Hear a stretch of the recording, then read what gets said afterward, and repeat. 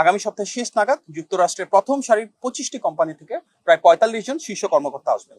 আজ সকালে মাননীয় প্রধানমন্ত্রী জনাব তারেক রহমানের সাথে দেখা করতে এখানে এসেছিলেন যুক্তরাষ্ট্রের স্পেশাল এনভয় মিস্টার সার্জিও গোর, এবং ওনার সাথে ছিলেন বাংলাদেশের যুক্তরাষ্ট্রের অ্যাম্বাসেডর এবং মার্কিন দূতাবাসের শীর্ষস্থানীয় কর্মকর্তাবৃন্দ।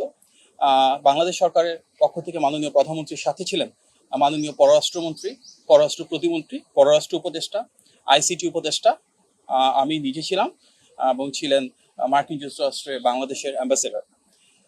অত্যন্ত সৌহার্দ্যপূর্ণ এই আলোচনায় আমরা দেখেছি যে মার্কিন যুক্তরাষ্ট্রের পক্ষ থেকে বাংলাদেশের নির্বাচিত মাননীয় প্রধানমন্ত্রীর নেতৃত্বের উপর দৃঢ় আত্মবিশ্বাসের কথা বলা হয়েছে, এবং মার্কিন যুক্তরাষ্ট্রের পক্ষ থেকে বলা হয়েছে যে মাননীয় প্রধানমন্ত্রীর নেতৃত্বে বাংলাদেশে স্থিতিশীলতা ফেরত এসেছে, একটা সুন্দর গণতান্ত্রিক অগ্রযাত্রা বহমান রয়েছে, এবং মাননীয় প্রধানমন্ত্রী গত প্রায় 5 মাস ধরে রাষ্ট্র পরিচালনায় যে পলিসিগুলো অ্যাডপ্ট করেছেন সেটিকে সাধুবাদ জানানো হয়েছে, এবং বাংলাদেশের অগ্রযাত্রায় বাংলাদেশের সাথে মার্কিন যুক্তরাষ্ট্রের যে সুসম্পর্ক রয়েছে বহুমাত্রিক এবং বহুপাক্ষিক, সেই সম্পর্কটাকে একটা ডিপ এন্ড ইকোনমিক টাইজের মাধ্যমে কিভাবে সামনের দিকে এগিয়ে নিয়ে যাওয়া যায় সেগুলো নিয়ে আলোচনা হয়েছে।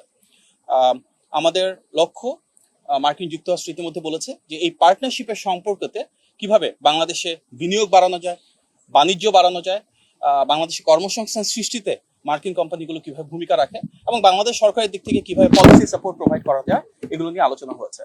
এক্সপোর্ট এবং ইম্পোর্ট কিভাবে বৃদ্ধি করা যায় সেগুলো নিয়ে যেমন বিস্তারিত আলোচনা হয়েছে। একই সাথে সামনের দিনগুলোতে মার্কিন ইনভেস্টমেন্ট যেন বাড়ে, তার একটি ফার্স্ট স্টেপ হিসেবে আগামী সপ্তাহের শেষ নাগাদ যুক্তরাষ্ট্রের শীর্ষস্থানীয় প্রায় 25টি শিল্প এবং ব্যবসা প্রতিষ্ঠান থেকে শীর্ষস্থানীয় প্রায় 45 জন ব্যবসায়িক নেতৃবৃন্দ বা প্রথম সারির কর্মকর্তাবৃন্দ বাংলাদেশে আসবেন। বাংলাদেশের বিভিন্ন মন্ত্রণালয়ে যারা দায়িত্বপ্রাপ্ত রয়েছেন এবং বিভিন্ন দপ্তরে যারা গুরুত্বপূর্ণ অবস্থানে রয়েছেন ওনাদের সাথে তারা ধারাবাহিকভাবে বৈঠক করবেন। মাননীয় প্রধানমন্ত্রীর সাথেও ওনাদের একটি বৈঠক অনুষ্ঠিত হবে।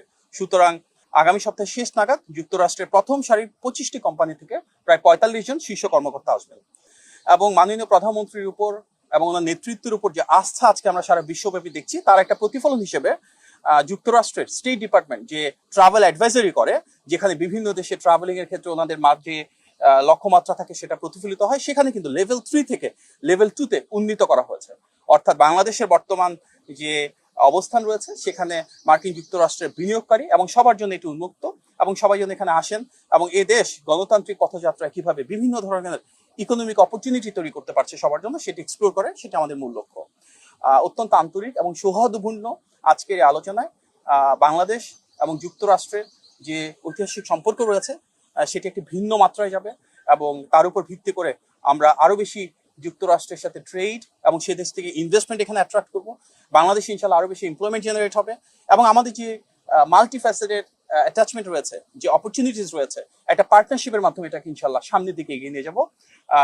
এখান থেকে মিটিং এর পর যুক্তরাষ্ট্রের স্পেশাল এনভয় মিস্টার গোর উনিও প্রেস ব্রিফ করেছেন, এবং এই কথাগুলো সামনে এসছে, এবং আমরা বিশ্বাস করি গণতান্ত্রিক এই পথযাত্রায় যুক্তরাষ্ট্র একটি বন্ধু প্রতিম রাষ্ট্র হিসেবে দীর্ঘদিন ধরে যে হয়েছিল বাংলাদেশের সাথে থাকবে, পাশে থাকবে, এবং মাননীয় প্রধানমন্ত্রীর নেতৃত্বের প্রতি যে আস্থা ওনারা প্রদর্শন করেছেন, যে আত্মবিশ্বাস দেখিয়েছেন, সেটার জন্য আমরা সাধুবাদ জানাই। আজকে মাননীয় প্রধানমন্ত্রীর সাথে বাংলাদেশের স্থানীয় বিজনেস কমিউনিটির একটা মিটিং হয়েছে। আপনারা হয়তো অবগত রয়েছেন যে দেশের প্রথম সারির বেশ কয়েকটি শিল্প প্রতিষ্ঠানের যারা কর্ণধার রয়েছেন ওনাদের একাংশ আজকে মাননীয় প্রধানমন্ত্রীর সাথে বৈঠকে বসেছিলেন, এবং সেখানে স্থানীয় অন্যান্য বেশ কিছু মন্ত্রণালয় এবং সরকারি দপ্তরের যারা দায়িত্বপ্রাপ্ত ব্যক্তিবর্গ ছিলেন ওনারাও ছিলেন সেখানে। মাননীয় প্রধানমন্ত্রী প্রাইভেট সেক্টরের বিভিন্ন বিষয়ে ওনাদের অবস্থানগুলো জানতে চেয়েছেন।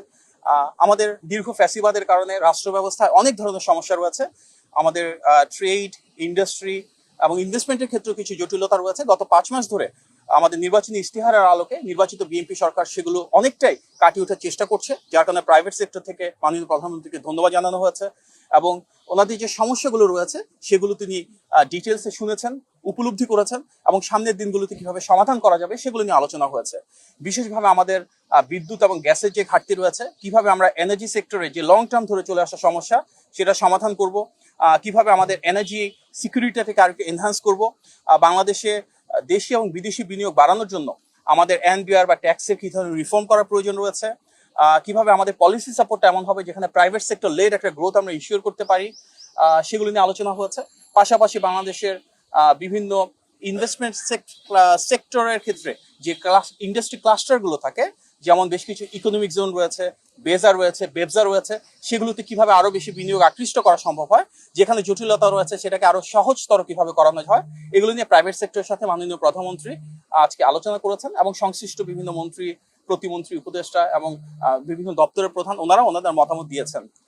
সামনের দিনগুলোতে আমরা চাই মাননীয় প্রধানমন্ত্রীর নেতৃত্বে এমন একটি রাষ্ট্র ব্যবস্থা যেখানে প্রাইভেট সেক্টরের জন্য আমাদের সরকার থেকে পলিসি সাপোর্ট থাকবে এবং প্রাইভেট সেক্টর গ্রো করবে। তার জন্য একটা pro business, pro investment budget আমরা দেখেছি এবং সেই বাজেটের বহিঃপ্রকাশ হিসেবে আমরা সেগুলো নীতিমালাগুলোকে বাস্তবায়ন করব, যার মূল উদ্দেশ্য হবে বাংলাদেশের যে বিপুল পরিমাণ ডেমোগ্রাফিক ডিভিডেন্ড রয়েছে, অর্থাৎ আমাদের প্রচুর তারুণ্য এবং নারী রয়েছেন যারা কর্মসংস্থান এবং আত্মকর্মসংস্থানের জন্য প্রস্তুত, ওনাদেরকে আমরা আরো কিভাবে বিকশিত করতে পারি।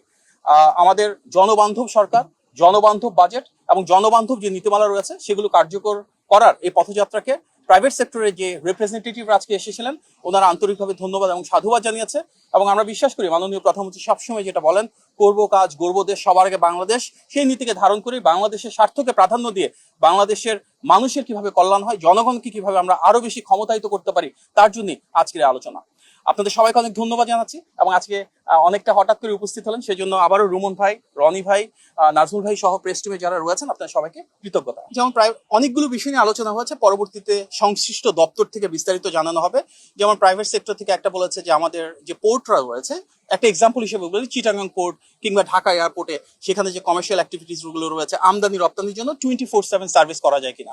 মাননীয় প্রধানমন্ত্রী তাৎক্ষণিকভাবে নির্দেশনা দিয়েছেন এবং সরকারের সকল দপ্তর মিলে নিশ্চিত করবে সামনের দিনগুলোতে যে বাংলাদেশের প্রতিটি পোর্ট যেন 24 ঘন্টা সার্ভিস প্রোভাইড করতে পারে। ইম্পোর্ট এক্সপোর্টকে আরো কিভাবে ফাস্টেনার করা যায়, আরো কিভাবে এক্সপেডিয়েট করা যায়, এরকম বেশ কিছু সেক্টরে বেশ কিছু পলিসির ক্ষেত্রে প্রস্তাবনা এসেছে। মাননীয় প্রধানমন্ত্রী তাৎক্ষণিকভাবে আলাপ আলোচনার ভিত্তিতে কিছু সিদ্ধান্ত দিয়েছেন।